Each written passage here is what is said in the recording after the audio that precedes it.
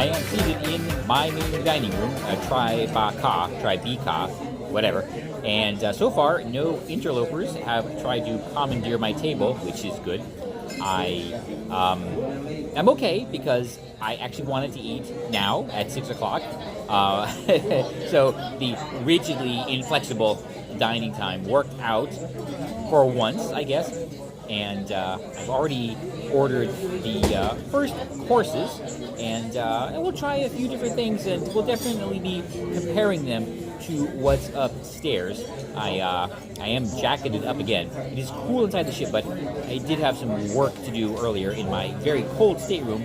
I want it that way. So when I left, I was absolutely freezing, but that is all done and over with. So while I am still traumatized by the stupidity of the internet problems, I'm calming down. I'm over it. Got done what I needed, so we can work to move on. But I'm still not over day one, so that's going to be a problem. This is the Moulet Marinière. They are mussels in a creamy white wine sauce, and they are part of the deliciously healthy selection. They have a little pictograph of a person doing yoga next to it, so I guess that means healthy. The Moulet Marinière were good, I think. I'm not sure. See, I don't have mussels that often, so I don't really know what to compare them to. They did have a very intense flavor, and it was very obvious it's a seafood, but I don't know if that's good or not. I mean, scallops, they have a very light flavor and everything, but these were pretty intense, so I don't know whether to call them fishy or full of flavor. I can say that they were, I guess, prepared well, and they were not chewy at all. The meat was nice and flaky and easy to chew, so that was good. Overall, if you're a mussel fan, give them a try, and maybe let everybody know if they're good or not, because I can't say one way or the other. It is time to be extra judgy, because we have soup. This is cream of chicken soup with rosemary croutons.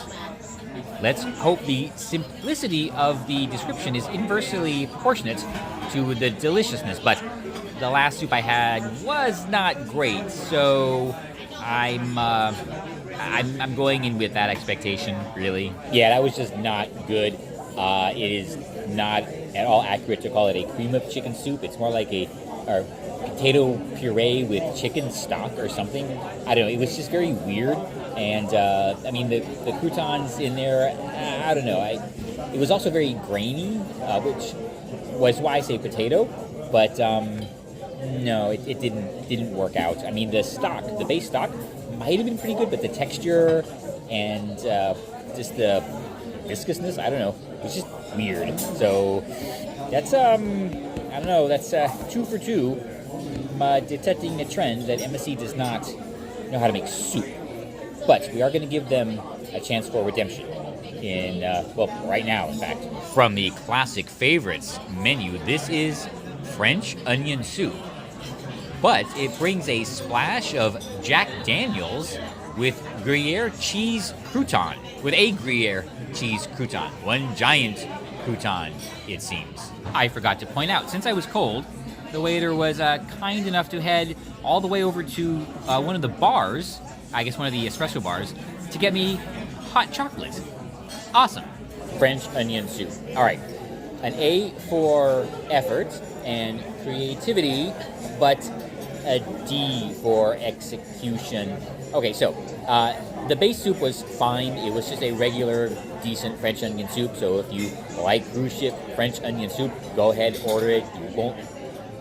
You won't be unhappy with it. The problem was the toasting of the cheese on the crouton ahead of time left the cheese and already toasted solid on the bread. So you can't twirl it out. It's not stringy and melty like it usually would be. So it was very hard to cut apart with a spoon. I considered getting a knife, and it seemed kind of weird taking a knife to soup. So I don't think that part worked out too well. Maybe they can you know what they could do? Oh, if they cut it up. That's what they need to do. They need to cut it up like a little pizza and then put it in there. And then you don't have to fight with it. So, all right, chef, there you go. That's the $1 million idea. You're welcome. It's totally fine. Just, a transatlantic cruise. It's all I ask. In what turned out to be a surprisingly large portion, this is the braised beef bourguignon with mousseline potatoes, almond broccoli, and turnips. And yes, I almost did say Mussolini potatoes, but glad I caught myself. Braised beef bourguignon. Okay, that was a solid single home run. That dish was put together, prepared, and presented almost perfectly. Not the grand slam of the Caribbean feast I had on Carnival Magic, but this definitely a winning dish. So let me tell you about it real quick. The beef was braised very well. It had that nice, let's say, hearty texture that you get when braising beef. Now, the reason they braised it is because you braise the lesser cuts of the cow. I'm not saying it's poor quality. I'm saying it's the tougher cuts of the cow, and it's never going to turn it into like a filet mignon. But this had that nice hearty texture to it, and it was braised almost perfectly. The sauce was mild. All the flavors came through. So that was a great main component. Now, the potatoes prepared perfectly nice and creamy, a little bit of butter, nice and very, very smooth.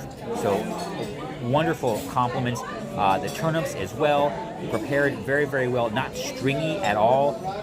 They were very, soft and, a great texture. However, the shocker was the broccoli. I had a piece and I was taken aback a little bit because there was a very strong aromatic component, and I didn't really read the description too carefully. I know I don't. And it's broccoli almond or something like that. So whatever they did to infuse it, it worked perfectly. You would never expect broccoli to take over your olfactory sense like that, but this did, and it worked out very, very well. So I'm gonna say recommend that dish if it's on the menu. You won't be disappointed unless you're some weirdo that doesn't like fragrant broccoli. I don't know. There's probably some out there. Anyway, I wanted to try something else because that was so good. All right, let's see if one chef is responsible for the mains here. If so, that would explain a lot. Maybe it's the same guy who's done the buffet when I was there. All right, let's see what the next course is. This is duck à l'orange with an orange Grand Marnier glaze, or demi-glaze actually, potato croquettes, and red cabbage.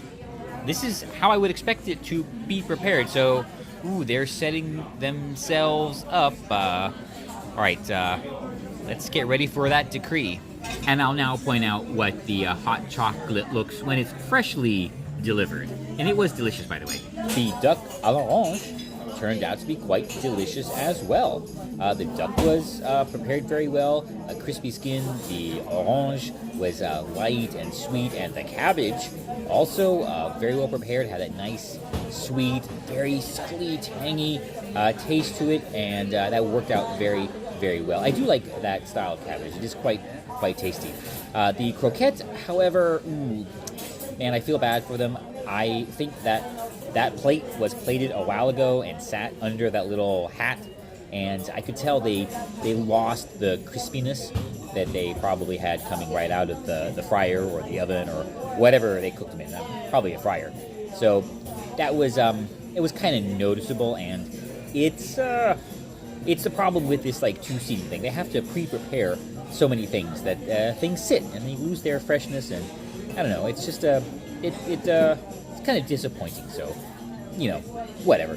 But overall, it was really good. If you're a duck à l'orange fan, I definitely would recommend getting it. All right. I'm not ordering desserts because I'm gonna consider the chocolate as the hot chocolate as my dessert.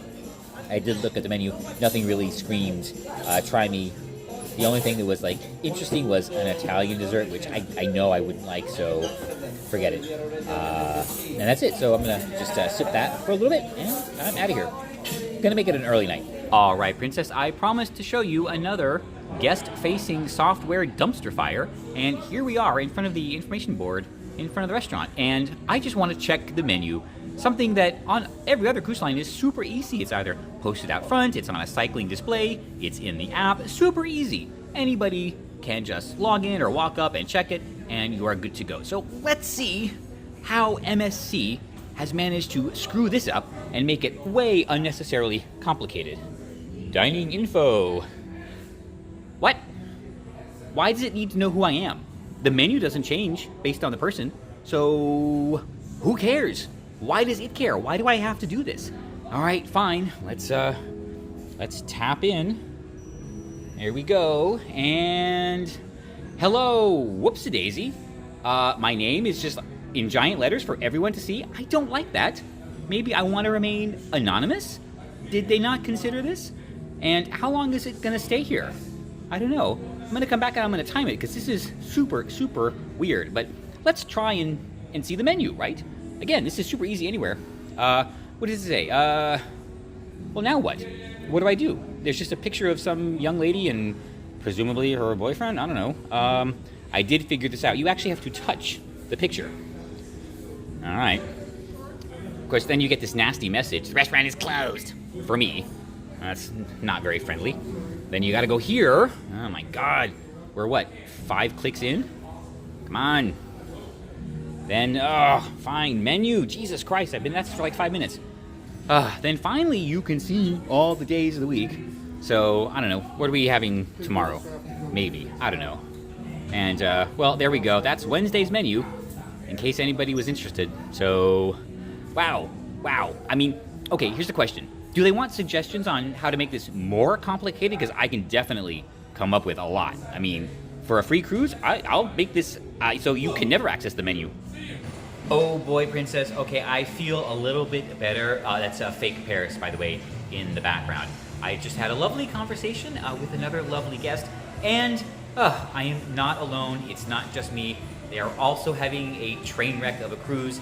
Everything that could go wrong apparently has gone wrong, so at least we can, I guess, all commiserate together.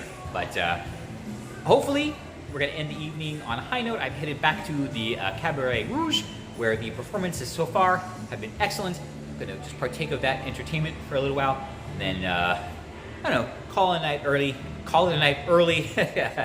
I'm still a little wound up and frustrated over the internet situation today. So calm down. Let's just listen to some music and then go get a good night's rest. And we will try again tomorrow. Early indeed. It's not even 9:30 and I am tucked into bed ready for, well, actually I'm just going to watch some videos, catch up on a few things, then a good night's rest. Today, unfortunately, on balance, was just more pile-on to the train wreck, but you know what? It was uplifted by some pretty darn good food, but I have an explanation for that, so stay tuned. And even though I am so stressed still over what happened earlier because it was so incredibly stupid and just customer hostile, I don't know if I could ever forgive them. I'm still aboard this beautiful ship, and the ship is gorgeous, by the way. I mean, there's no question about that. So that's definitely not the problem. And the crew has been absolutely spectacular. You know, just getting things like the cocoa and the bacon. I mean, that's just the extra step that, I don't know, the crew is always wonderful. So just thinking about all those things, you know, so I'm a little bit stressed by a button that really doesn't need to be there. So yeah, I am still thankful for my problems.